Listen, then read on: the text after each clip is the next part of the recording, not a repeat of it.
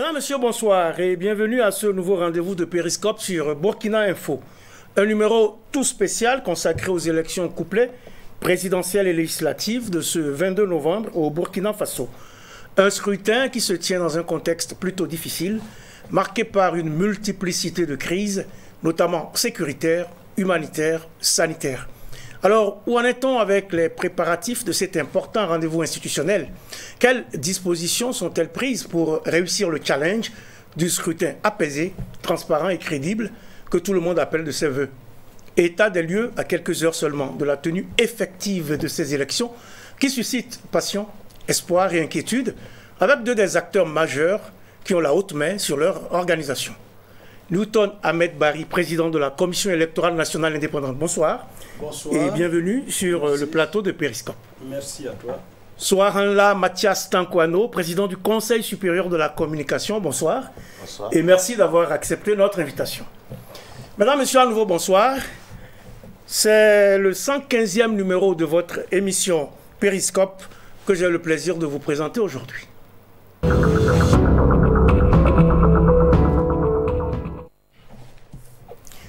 Les Burkinabés sont donc convoqués aux urnes le 22 novembre 2020 pour des élections couplées, présidentielles et législatives, dans un contexte particulièrement difficile, marqué par une triple crise sécuritaire, humanitaire et sanitaire.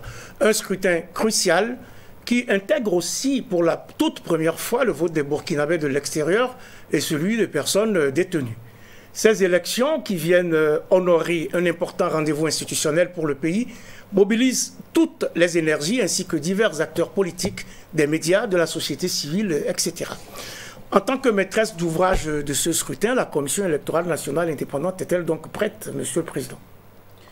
Il nous reste encore 72 heures, mais conformément à l'agenda à 72 heures des élections, nous avons accompli toutes les tâches qui sont donc dans l'agenda.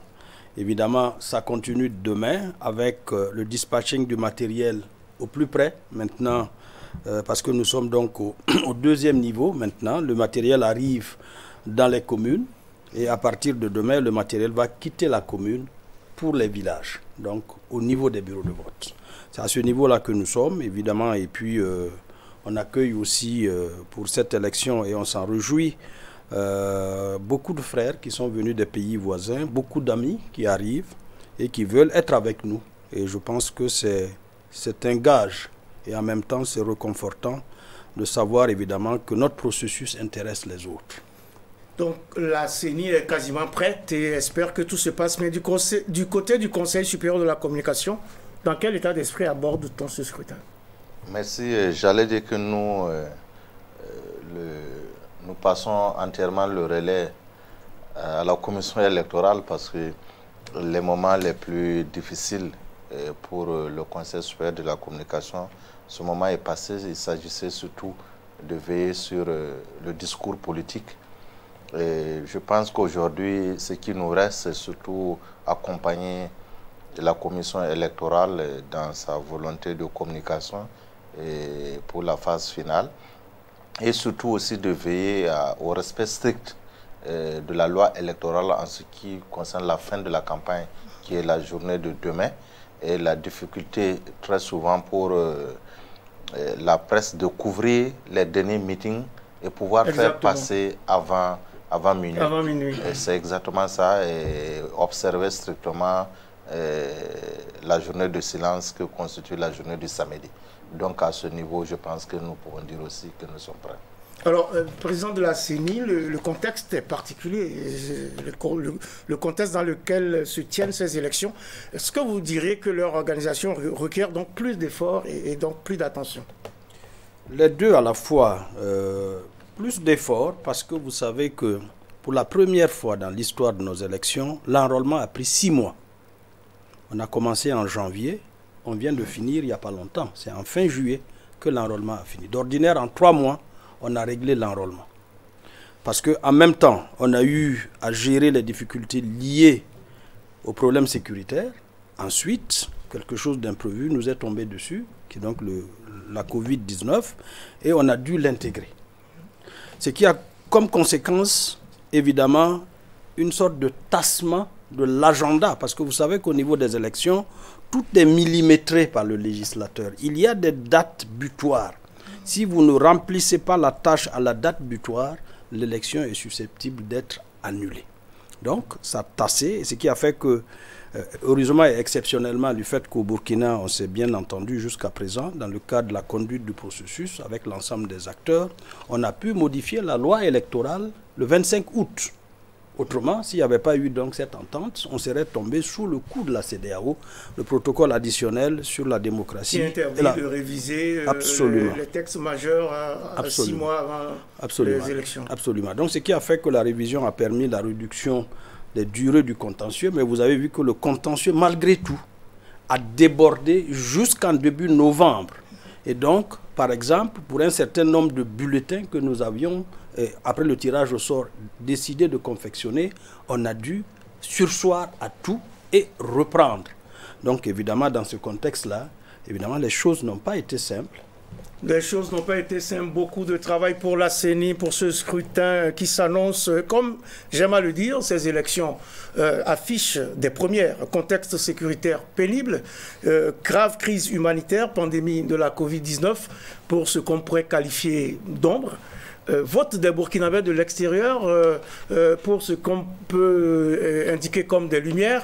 Mais aussi, c'est la première fois qu'il est revenu à la CENI de réceptionner les dossiers de candidature des différents prétendants à la magistrature suprême, de même qu'à la députation, et de valider en première instance la conformité des pièces à fournir. Beaucoup de travail. Non, juste une précision, pas pour les députations. D'ordinaire, la CENI, c'est une des attributions de la CENI. Par contre, effectivement, vous avez tout à fait raison. Pour la première fois, nous avons dû gérer les candidatures à la présidentielle. À la présidentielle. Et vous savez, tout l'aura, tout le poids de l'élection présidentielle dans le processus électoral. Donc, c'est plutôt au niveau des... Au niveau de l'élection présidentielle que c'était une première. Absolument. Pour la députation, c'était déjà dans le pipeline. On a l'habitude. C'était une continuité. Donc, alors, il y a eu beaucoup de défis à relever à chaque étage, Monsieur le Président. Beaucoup de défis. Et les dernières ne sont pas les moindres, parce que aujourd'hui, on a l'impression que tout baigne, mais il y a seulement 6 mois, même le fait de penser qu'on pouvait aller aux élections, c'était pas un fait acquis. Vous avez vu toute la polémique autour de la question. Donc, ne serait-ce que ça déjà, c'était une sorte de gageur. Mais je pense qu'aujourd'hui, on évolue. Il y a quand même... je veux dire, une sorte de, comme disent les anglophones, very commitment au niveau national autour de cette élection, et ça nous réjouit, évidemment. Alors, Mathias Tankwano, vous êtes le président du Conseil supérieur de la communication. Vous êtes également impliqué dans l'organisation de ce scrutin. Comment avez-vous donc vécu, ou en tout cas apprécié, le travail de la CENI dans ces circonstances? Non. Il faut saluer véritablement le travail qu'a battu la Commission électorale nationale indépendante avec mon grand frère Newton Ahmed Barry à la tête. Parce que, comme vous avez cité, le contexte était un contexte extrêmement difficile. D'abord pour le pays, ensuite pour les institutions impliquées dans la gestion des élections. Vous avez suivi tous les problèmes qu'il y a eu. Mais il faut saluer surtout aussi le fait qu'à chaque étape, les acteurs politiques acceptent s'asseoir pour toujours trouver un consensus minimal pour permettre à nos institutions de survivre à cette crise-là. Nous espérons que surtout que nous allons terminer toujours dans cette bonne entente. Et nous avons eu le plaisir d'avoir une interaction avec donc, la CENI et d'autres institutions comme le Conseil constitutionnel. Et ce qui a permis justement au Conseil supérieur de la communication de pouvoir faire signer un pacte de bonne conduite. Et vous savez que dans ce pacte-là, il y a un élément essentiel qui reste. Les candidats et les acteurs se sont engagés tous à se conformer à la loi électorale en ce qui concerne le verdict des urnes, où c'est uniquement la CENI qui est chargée de proclamer les résultats, et la presse aussi, qui va accompagner cette volonté du législateur burkinabé, qui est que ça soit uniquement et seulement le GE qui est en charge de la proclamation des résultats. On va en venir à ce pacte de bonne conduite, mais en attendant, on le sait, le contexte de ce scrutin est difficile, le contexte sécuritaire notamment. Quelles sont les dispositions prises pour assurer une sécurisation maximale des opérations de vote, Monsieur le Président? Il y a eu à ce niveau-là 2 phases. Il y a eu la phase de la campagne. À ce niveau, il y a un dispositif adapté qui a été donc paramétré par nos forces de défense et de sécurité.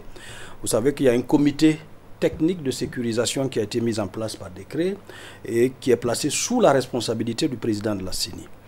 Ce comité a élaboré 2 process. Le premier, c'est en rapport avec les candidats, les 13.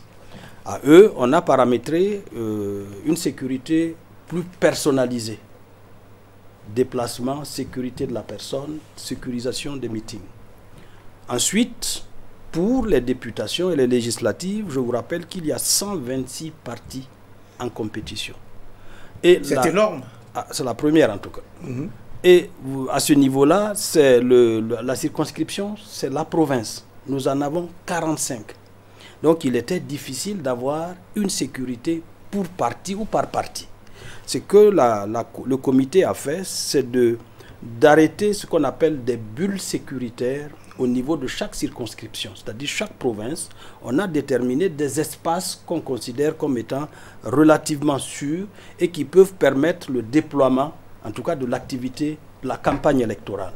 Et jusqu'à présent, on remercie Dieu quand même, ce procédé mis en place a permis, on touche du bois, hein, on est à quelques heures de la fin de la campagne, on a déploré un seul incident, c'est donc évidemment celui du décès ou de l'assassinat du chauffeur du député qui revenait de Gorom, dans la zone de No Man's Land, entre Dori et Gorom. On doit aussi, hélas, déplorer aussi la perte de nos éléments, 17 d'entre eux dans la même région. Parce que, évidemment, on sentait venir les choses, mais on ne savait pas que le coup allait être aussi dur. Mais ça fait partie aussi des éléments de la campagne. Hélas, même si ce n'est pas directement lié, ça n'a pas empêché la continuité, évidemment, du processus de la campagne. Est-ce que ces événements ont conduit à un renforcement ou à une réorientation de la stratégie? Non, la stratégie est toujours en place parce que jusqu'à présent, comme je vous dis, du point de vue de la stratégie, en ce qui concerne directement la campagne, en dehors de l'incident, la stratégie marche bien. Par contre, évidemment, sur la façon de contrer ou les dispositifs, évidemment, pour prendre en compte ce que nous avons hélas vécu vers Tinakov, ça ne rentre pas directement, mais évidemment, on peut aussi dire qu'on a mobilisé les éléments pour d'autres fronts, parce qu'il faut imaginer que le territoire il est assez large et il fallait donc faire un redéploiement stratégique qui permette donc d'assurer les bulles sécuritaires. Et donc ça, c'était un élément aussi extrêmement important. Alors, il y aura beaucoup de personnes sur le terrain. Est-ce que le CSC a pris des dispositions particulières dans le cadre de la sécurisation pour accompagner les médias, par exemple, afin de faciliter leur travail? Oui, nous avons, je pense que le président de la CENI vient d'expliquer exactement comment organiser un peu le maillage sécuritaire du territoire. Nous avons justement intégré la prise en charge de nos journalistes et de nos reporters dans ce maillage territorial et qui est reversé donc à la sécurité sous l'égide du président de la CENI. Donc nous avons aussi eu un entretien justement avec les forces de défense et de sécurité et avec une séance de travail avec la CENI pour spécifiquement la prise en charge de sécurité des journalistes et reporters. Et nous espérons effectivement que par la grâce de Dieu et la vigilance de nos FDS, les journalistes et reporters pourront faire leur travail sur le terrain. Alors, Monsieur le Président, lorsqu'on parle de sécurité, il y a ce que feront les forces de défense et de sécurité, il y a ce que feront les différentes institutions que vous représentez, il y a ce que chacun doit faire aussi pour minimiser les risques. Les médias ont aussi un rôle important à jouer dans la réussite du processus. Comment doivent-ils se comporter, d'abord pour leur propre sécurité, ensuite pour une bonne exécution de leurs tâches? Merci. Nous avons eu des séances de formation où nous avons fait intervenir des sécurocrates et nous avons beaucoup insisté avec les journalistes pour que dans cette phase, chacun soit d'abord le premier agent de sécurité. Parce qu'on ne peut plus se comporter comme si nous étions dans une situation vraiment normale.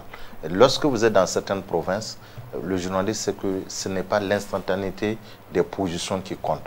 Ce n'est pas relayer systématiquement tout ce qu'on fait et tout ce, là où on est qui est le premier réflexe comme ça devait se faire. Il faut donc suivre les consignes sécuritaires telles que édictées. Nous insistons là-dessus pour les journalistes et les reporters.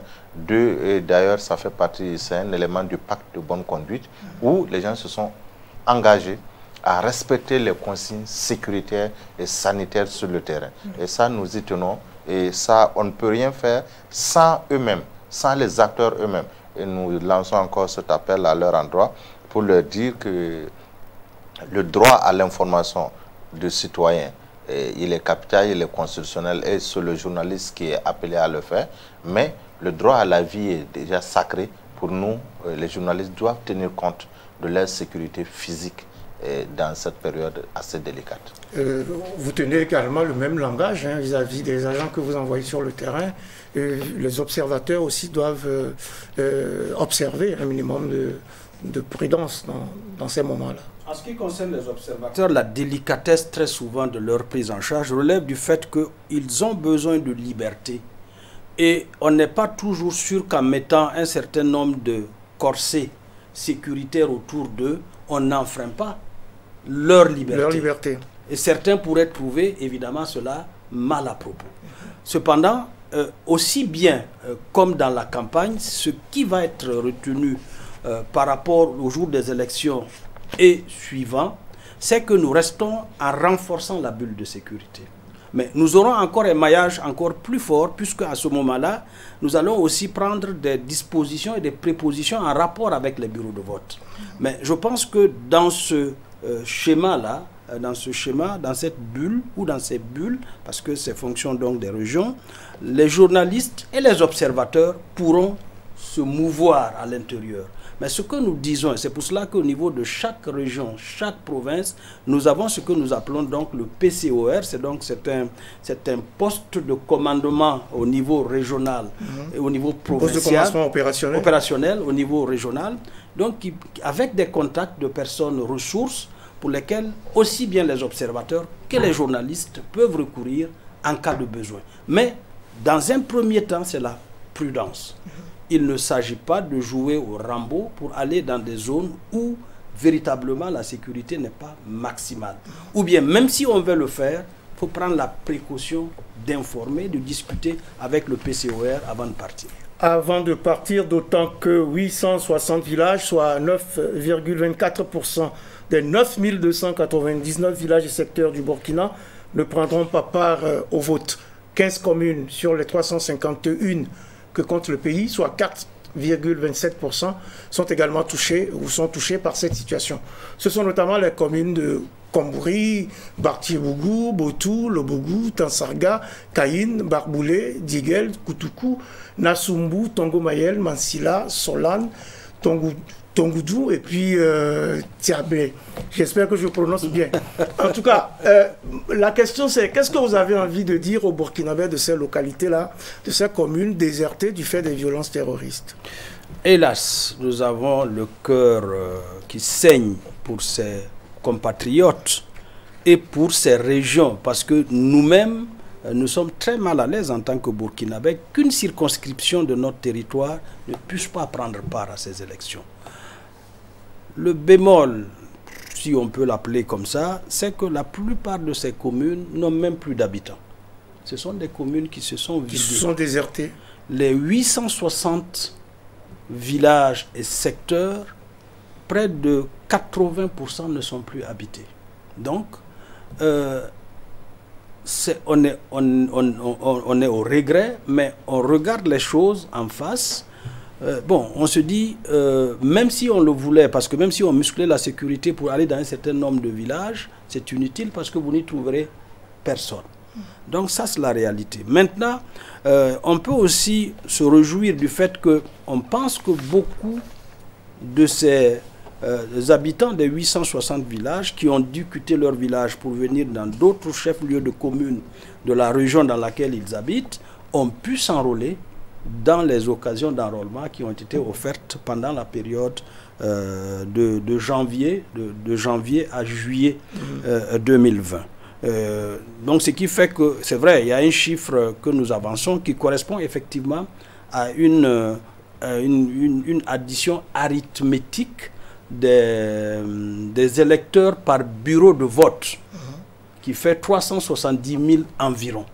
Mais ces 370 000 ne sont plus dans les 860 villages, ils ont migré. Donc nous avons bon espoir que beaucoup d'entre eux ont pu s'enrôler et d'autres ont demandé des transferts, ceux qui ont pu sauver quelque chose, et puis ceux qui ont pu sauver aussi ont pu demander des duplicata de leur carte d'électeur que nous avons pu produire. Alors, Mathias Tankwano, qu'est-ce que vous dites à ces Burkinabés qui finalement ne pourront pas participer au choix de leur président? Je crois que le président de la CENI vient de dire le sentiment que nous partageons tous. D'ailleurs, ce qu'il dit, ça concerne aussi l'accès à l'information, où ce sont des zones où on a des difficultés, on a cherché des stations relais parce que personne ne peut encore travailler là-bas, même dans la presse. Donc c'est vraiment un sentiment difficile, mais comme on le dit, c'est à ce moment difficile de notre histoire que nous devons plus nous montrer solidaires, que nous devons nous montrer résilients, et pour que nous sortons de cette situation encore plus fort. Et c'est pour ça que personnellement je suis touché parce que j'ai quelques villages de chez moi qui sont concernés, donc c'est encore plus difficile quand tu es acteur et puis que tu vois que c'est un droit constitutionnel des citoyens qui ne peut pas être mis en œuvre. Mais c'est le contexte qui fait que nous sommes dans cette situation. Et je pense que la CENI, à la dernière minute, a essayé de rattraper le maximum possible. Ça aussi, souvent, il faut qu'on le rappelle pour que les gens comprennent. Et toutes les possibilités qui devaient être explorées, la CENI a exploré ces possibilités pour rattraper certains villages, pour rattraper certaines localités. Et nous pensons que pour les scrutins à venir, ces zones pourront réintégrer les circonscriptions électorales. Oui, il faut dire qu'au-delà de la question sécuritaire, le scrutin se tient également à un moment où, dans une relation de cause à effet, plus d'1 million de Burkinabés se retrouvent hors de leur localité. Comment prendre en compte ces personnes déplacées internes? Il y avait deux niveaux pour le prendre en compte, hein, mais bon, on n'a pas pu le faire en tant que... parce qu'on n'a pas pu s'accorder sur un certain nombre d'éléments, mais on les considère pour la majorité comme des personnes ayant changé de résidence. Donc à ce titre-là, beaucoup se sont enrôlés dans leur nouveau lieu de résidence. Il se trouve malheureusement que ce phénomène étant, je vais dire, insaisissable et volatile, après l'arrêt de l'enrôlement, le phénomène a continué et les gens il y a certains qui se sont déplacés entre-temps et qui ont quitté même leur village. Si vous regardez un peu la dynamique de l'évolution de la situation sécuritaire, jusqu'en fin octobre, je vous parie que moi j'étais dans une perspective de dire qu'il n'y aurait pas plus de 200 villages qui n'allaient pas participer. Parce qu'on avait une dynamique, une sorte d'embellie sur l'ensemble du territoire, où il y avait moins d'attaques. En tout cas, on sentait ça. Parce qu'il y avait des dynamiques locales aussi qui ont été développées, qui ont permis donc de ramener une relative, je vais dire, osmose sociale. Malheureusement, ces derniers temps, ça s'est dégradé, notamment au Sahel, parce que sur les 860 localités, 55% sont du Sahel. Et donc ça, quand même, ça s'est beaucoup dégradé à ce niveau-là, en raison de ce que vous savez, évidemment, les éléments qui sont radicalisés parmi les groupes qui interviennent là-bas, qui nous ont surpris sur un certain nombre de points, même si le groupe le plus radical aujourd'hui, qui crée le plus de problèmes, n'est pas, de point de vue, n'est pas d'une surprise en soi. Voilà. Donc, mais voilà, la situation est celle-là. Donc c'est une situation voilà, à gérer tout de même. Vous en parlez tout à l'heure, Mathias Tankwano, les candidats des partis politiques, les médias et organisations de la société civile ont signé sous l'égide du Conseil supérieur de la communication un pacte de bonne conduite pour promouvoir une campagne et des élections apaisées. Justement, au moment où s'achève la campagne, avez-vous le sentiment que ce pacte de bonne conduite a produit de bons effets? Sans hésiter, j'allais dire que ça fait quand même la fierté du Burkina, parce que de partout on nous interpelle pour dire que il semble que vous organisez des élections couplées, législatives et présidentielles surtout, et puis le pays est dans ce calme. Et donc ça veut dire que les médias et les acteurs ont joué un rôle important.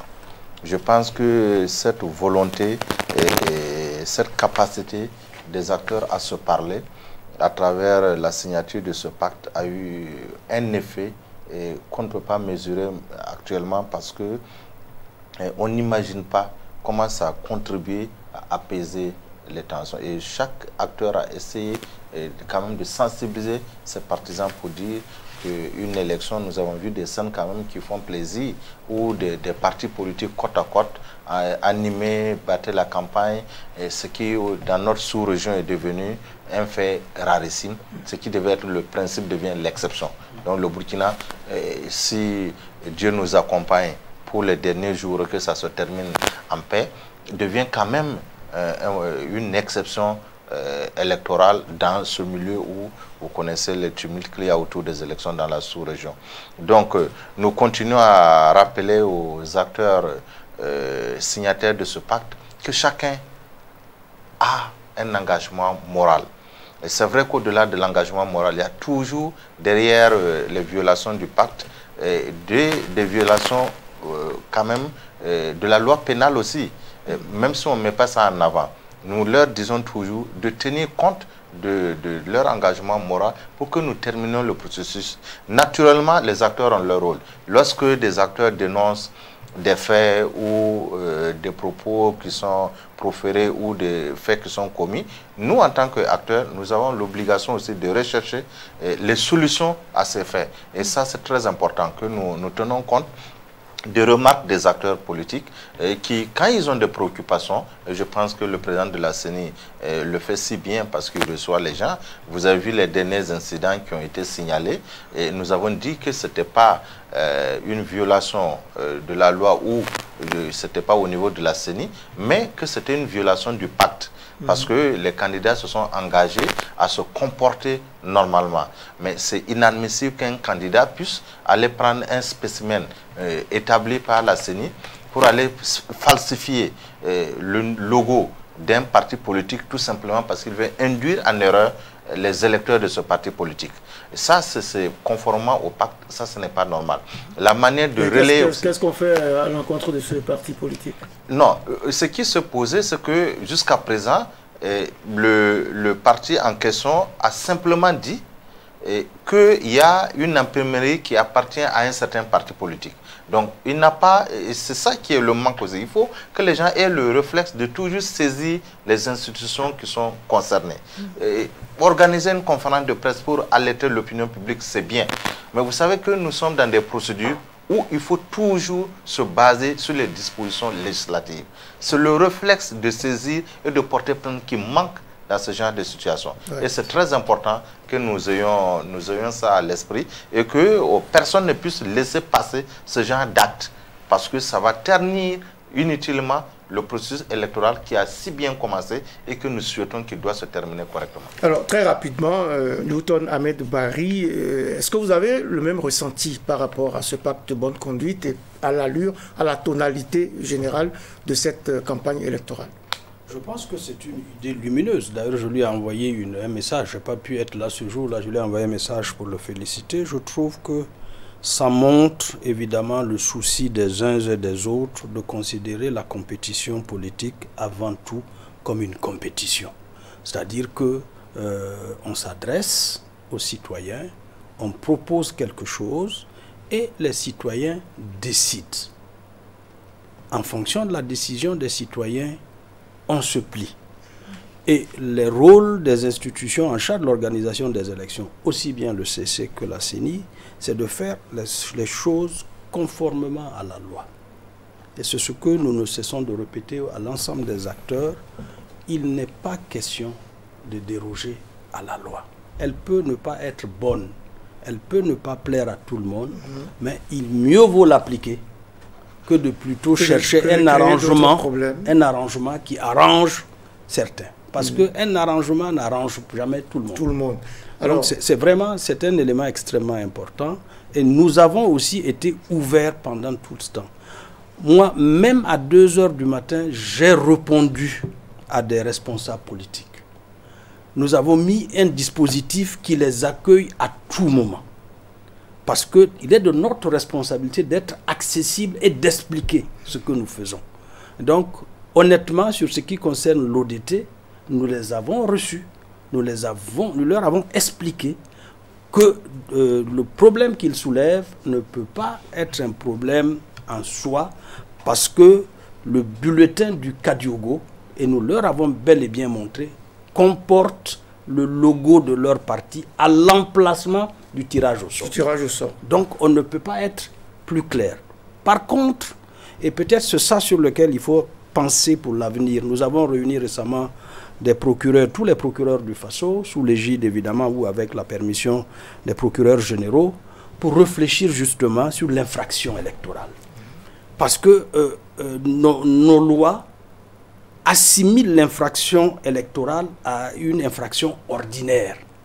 Or, il y a une question de fugacité, de rapidité par rapport à cette infraction-là. Si elle n'est pas prise en charge aussi rapidement et qu'elle est traitée selon le temps de la justice, au moment où elle aboutit, il n'y a plus d'intérêt pour la chose. Exactement. Donc, c'est pour cela qu'il faut penser à l'avenir, à une procédure en lien avec l'infraction électorale, en mettant en place, à partir du moment où l'élection commence, un dispositif judiciaire adapté avec des réponses appropriées. En ce moment-là, évidemment, ça règle pas mal de choses, parce que la question qu'il pose est importante. Quand la question est posée de façon sibylline, il est difficile, ça rentre dans la procédure ordinaire, et le procureur prend du temps pour pouvoir donc investiguer autour de la question. Quand l'investigation aboutit, la chose n'a plus d'intérêt. Vous savez qu'en politique, ce qui vaut aujourd'hui ne vaut plus demain. Ne vaut plus demain, oui. Voilà, c'est ça. Alors, le scrutin, on l'a dit, se tient dans des conditions difficiles. Autre situation difficile, c'est ce contexte marqué par une crise sanitaire mondiale liée au nouveau coronavirus. Quelles dispositions avez-vous prises pour ne pas exposer les électeurs à un moment, on le sait, où le respect des mesures barrières sont plutôt allègrement foulés aux pieds? Rapidement, nous avons pris des dispositions pour une sécurité sanitaire du bureau de vote. C'est-à-dire que avant de rentrer évidemment dans les rangs, la préconisation, c'est la distanciation physique. Avant de rentrer dans le bureau de vote, on se désinfecte les mains et on fait le process jusqu'au bout. Les membres du bureau de vote portent des cache-nez obligatoirement. Par contre, pour les citoyens qui viennent voter, on ne peut pas, parce qu'on n'a pas les moyens de leur offrir chacun un cache-nez. Mais on protège déjà ceux qui administrent et on protège aussi ceux qui rentrent, parce que si vous venez avec votre virus et que vous vous désinfectez, il y a beaucoup de chances que vous ne le laissiez pas en partant. Et il y a beaucoup de chances aussi que vous n'en preniez pas, puisque les autres sont protégés et c'est vous seul qui n'êtes pas protégé dans l'environnement. Alors, et au CSC, est-ce qu'on parle de ce message lié à la crise sanitaire? Oui, nous avons interpellé les journalistes de bien vouloir respecter les mesures barrières pendant ces moments, et surtout le jour du vote. Ça, il faut le dire. Et comme je disais tout à l'heure, ce qui est important pour nous, nous constatons que jusqu'à présent, la presse comme les acteurs politiques ont suivi ce qui est contenu dans le pacte, et le respect des mesures barrières et des consignes sanitaires font intégralement partie de ce pacte. Nous espérons que ce sera le cas.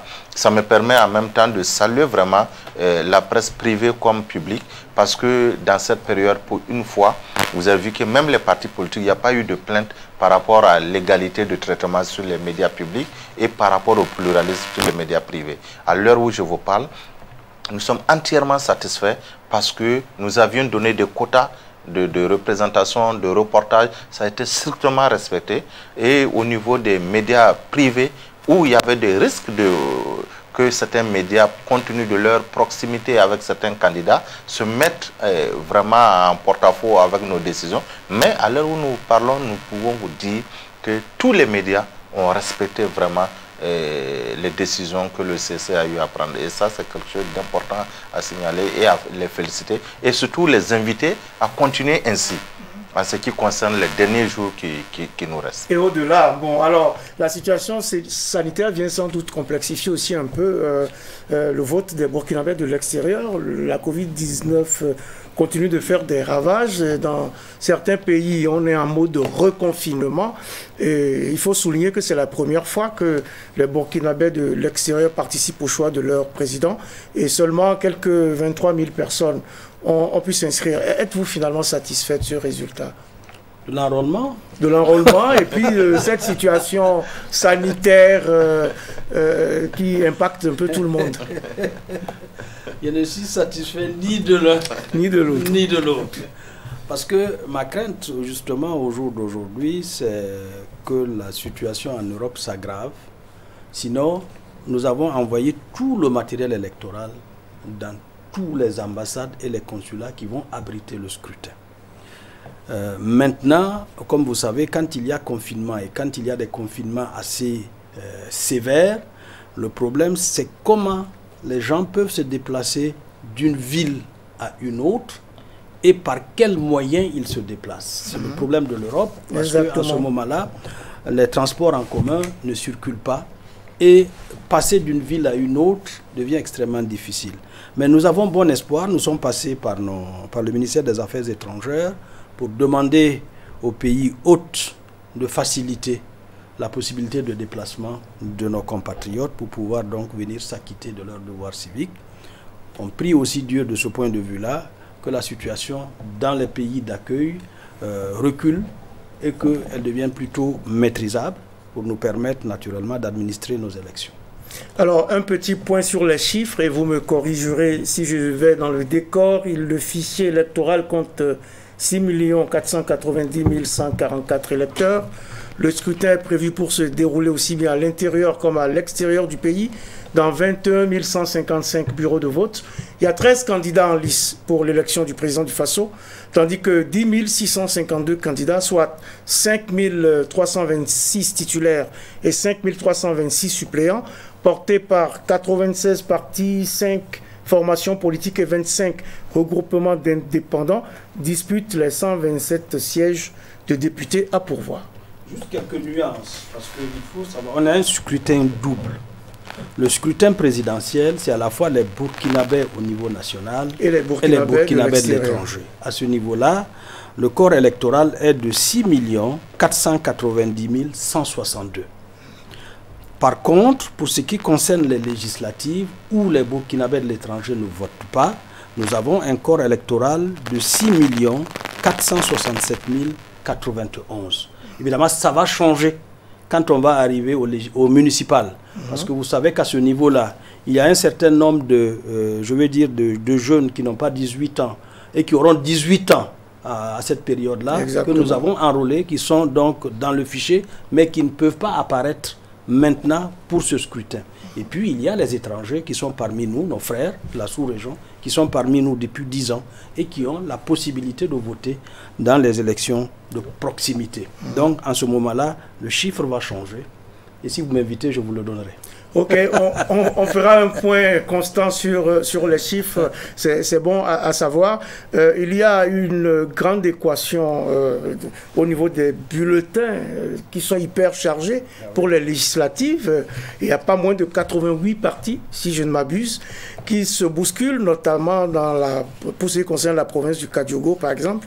Est-ce que cette situation ne fait pas redouter donc des bulletins nuls? C'est notre grande inquiétude à ce niveau. Parce que quand vous regardez le bulletin du Kadiogo et du Oué spécifiquement, nous avons 88 partis sur le bulletin du Kadiogo et près de 70 partis sur celui du Oué. Moi-même, je me suis amusé à prendre le bulletin du Kadiogo et j'ai essayé à tout hasard de chercher un parti. Mais j'ai mis 3 minutes pour retrouver. Et moi, je suis un peu familiarisé au bulletin. Imaginons des personnes analphabètes et qui sont, nous sommes environ sur les 1 million et quelques Burkinabés inscrits pour le Kadiogo. Il y a quand même un nombre important de gens qui ne sont pas très, je vais dire, instruits. Donc, ce que nous craignons, c'est le temps que les gens vont mettre dans l'isoloir pour retrouver leur parti. Dans un premier temps le parti. Ensuite, ce que nous craignons, parce que sur une feuille A2, vous êtes journaliste, vous connaissez, c'est vraiment le summum en fait de grandeur de la feuille. On dépasse ça, on fait un journal, c'est-à-dire on feuillette. Bien sûr. Voilà. On a dû mettre de petits logos, parce que si on dépassait ça, ça devenait autre chose. Et ce que nous craignons, c'est que les gens votent mal, c'est-à-dire comme parfois entre, je veux dire... Entre deux logos? Non, même pas entre deux logos, c'est-à-dire... Dans le même logo, parfois, il y a des espaces vides. Et quand deux logos sont proches et que les espaces vides se font face, il est facile de confondre le bon espace vide pour mettre son empreinte. Et donc, ça, c'est des craintes que, évidemment, on ait des bulletins nuls. Ça, c'est vraiment une crainte. La question des bulletins, c'est un vrai problème. On a tous souhaité des bulletins uniques. Bon, imaginez si ce n'était pas des bulletins uniques non plus, il fallait... Ça faisait 88 bulletins à ramasser. Alignés. Alors ça, c'est une équation à résoudre. Non, je pense que là aussi, c'est la responsabilité des acteurs. Il faut que les gens comprennent qu'au-delà des grands meetings qui sont organisés, c'est l'occasion d'être sur le terrain pour sensibiliser et expliquer le processus de vote aux citoyens. Et ça, c'est important, c'est capital. Je pense que tous les partis politiques et les organisations de la société civile qui sont impliquées dans le processus électoral doivent se donner le devoir d'accomplir cette mission pour que nous ayons le moins de bulletins nuls possible. Sinon, ça ne servira à rien si c'est pour aller avoir plus de bulletins nuls que de bulletins de suffrages exprimés. Donc, c'est très important que tout le monde s'implique. Une autre inquiétude, du reste avec vous, c'est peut-être le taux de participation. Est-ce que la situation sécuritaire ne fera pas justement que certains, même qui sont inscrits ou qui ont leur carte d'électeur, restent plutôt chez eux en créant peut-être des violences?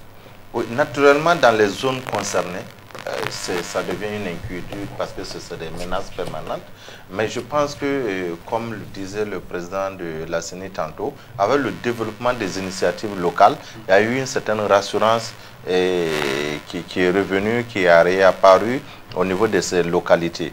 Et là aussi, c'est le travail de sensibilisation, de mobilisation, bien sûr avec l'extrême prudence qui est recommandée en cette période, mais au niveau donc des villes où nous ne connaissons pas ce phénomène sécuritaire, ce problème, ça veut dire que c'est aux partis politiques et aux organisations de la société civile impliquées dans le processus électoral de mener cette sensibilisation pour que les citoyens sortent accomplir leurs devoirs. Ça, c'est très important.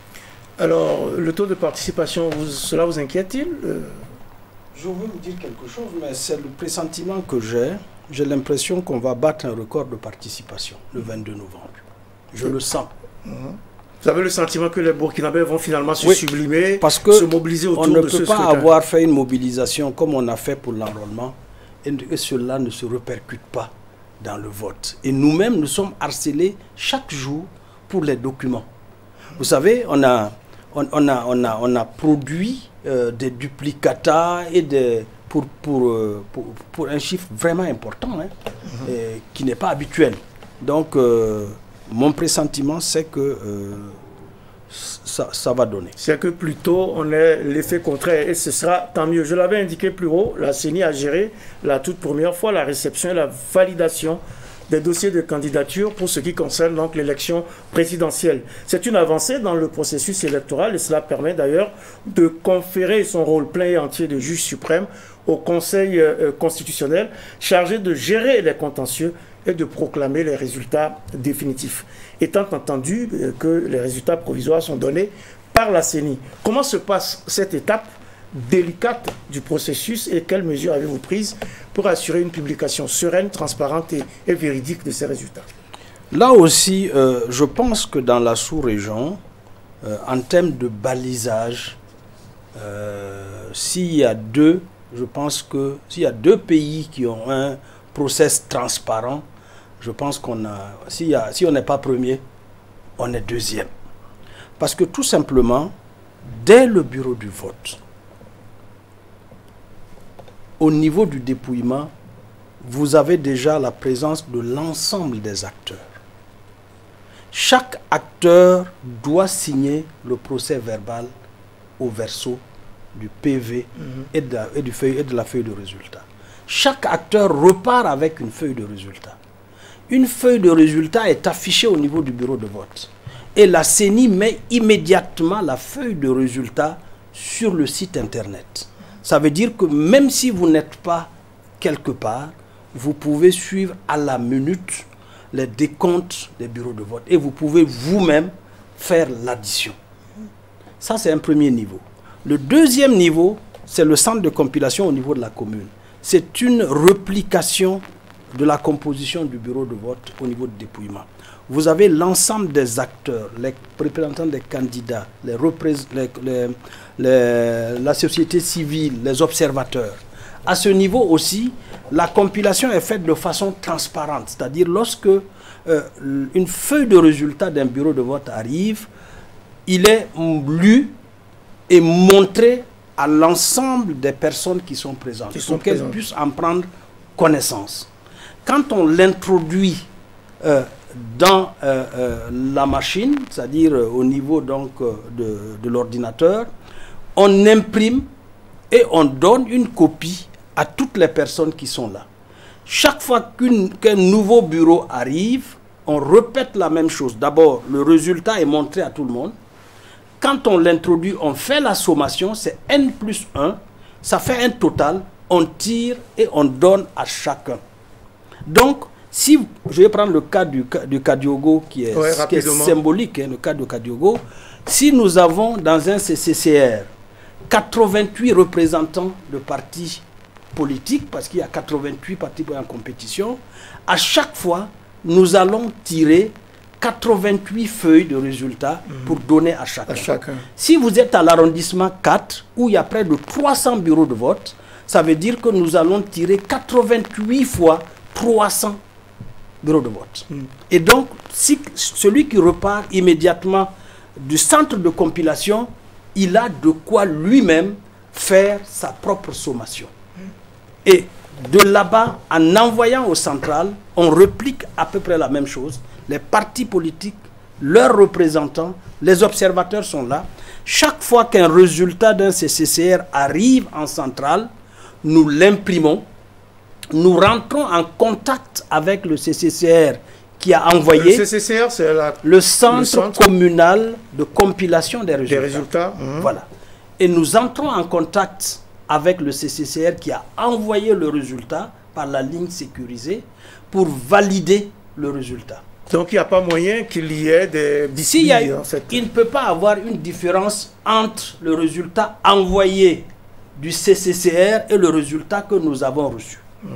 Lorsque cela est validé, la plénière des commissaires, qui est composée des commissaires de toutes les composantes, opposition, majorité, société civile, valide. Lorsque ce résultat est validé, nous le publions commune par commune. Et ce résultat est affiché sur ce qu'on appelle le Open Election. C'est-à-dire, c'est un data au niveau d'Internet où vous pouvez suivre et vous-même comptabiliser. Ouais. Alors, Mathias Tankwano, voilà un peu hein, le président de la CENI qui décrit comment les choses vont se passer. Cela vous convainc? Oui, nous suivons actuellement un peu les récriminations ou les appels de l'opposition. Je crois qu'il n'y a pas lieu à polémiquer par rapport à ces propos du chef de file de l'opposition. Pour moi, il estime qu'il n'y a pas besoin de se précipiter pour donner les résultats. Non, je considère, je suis rassuré par les propos du président de la CENI. Je considère que les propos du chef de file de l'opposition, c'est une interpellation. Je prends ça comme une interpellation pour les acteurs à rester vraiment dans le cadre strict du process qui a été établi, que eux-mêmes ils ont contribué à établir. Et ça, c'est très important. Maintenant, si les moyens techniques que la CENI a eu à déployer avec énormément de moyens financiers qui a été envoyé, c'est pour permettre qu'on ait les résultats le plus tôt possible. Qu'il n'y ait pas de précipitation, mais s'il y a une lenteur aussi, c'est là où l'opinion publique aussi s'en passe en disant pourquoi c'est aussi là. Donc il faut arriver à trouver à ce que tout le processus soit très transparent, que chaque acteur politique, chaque candidat puisse faire sa propre compilation et que nous terminons ce processus-là dans la transparence. C'est ça qui est important. Très rapidement, côté délai, côté rapidité et sans précipitation, les résultats tomberont à quel moment? Non, la loi donne 7 jours à la CENI pour faire donc les résultats. Mais vous avez, au jour il faut aussi considérer les contextes et les évolutions. Je crois que la question, et nous sommes entièrement d'accord avec l'opposition, c'est qu'il n'y ait pas d'erreur. C'est ça. C'est-à-dire que nous, ce que nous avons mis comme dispositif, c'est de nous permettre de donner des résultats dans un temps très raisonnable, avec pas du tout d'erreur. Et même si quelques erreurs se glissaient, d'abord, ils ont eux-mêmes la possibilité de compiler. Et il y a le Conseil constitutionnel. Qui statue en dernier recours. Parce que le Conseil reprend tout le comptage. Ce n'est pas les résultats que nous lui envoyons qu'il valide. Le Conseil constitutionnel reprend le comptage bureau de vote par bureau de vote. Mais là, une commission électorale très sérieuse, et la nôtre, je pense quand même, elle en fait partie, se donne un point d'honneur de donner des résultats qui ne peuvent pas être remis en cause. Qui ne peuvent pas être contestés. C'est pas possible. On n'a malheureusement plus beaucoup de temps. Quelles sont vos attentes donc, à la veille de ce scrutin crucial pour le Burkina? 2 niveaux. Au niveau des acteurs politiques, je voulais une fois de plus les rassurer. La CENI ne fera rien. La CENI n'a pas de parti pris. Le seul parti pris, c'est la réussite du scrutin, conformément à ce que les Burkinabés auront décidé le 22 novembre. Dans les urnes. Dans les urnes. Et Mathias Tankwano?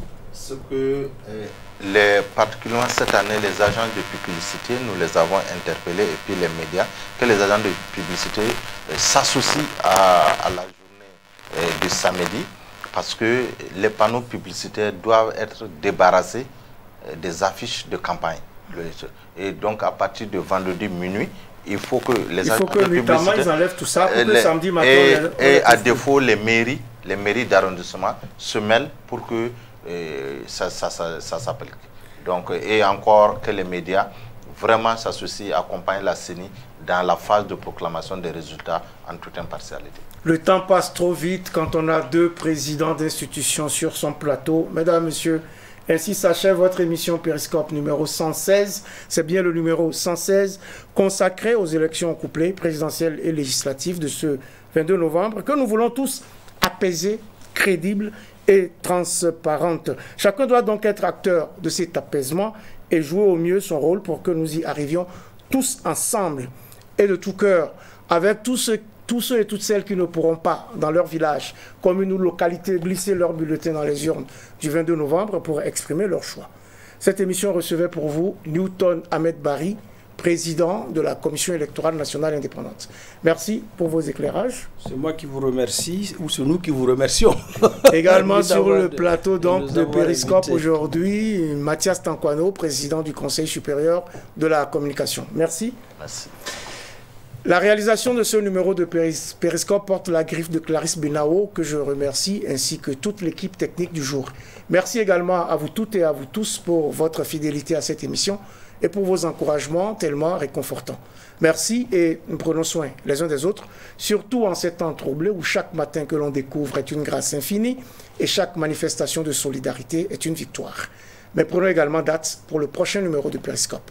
Même jour, même heure, sur la chaîne qui vous donne les clés du monde.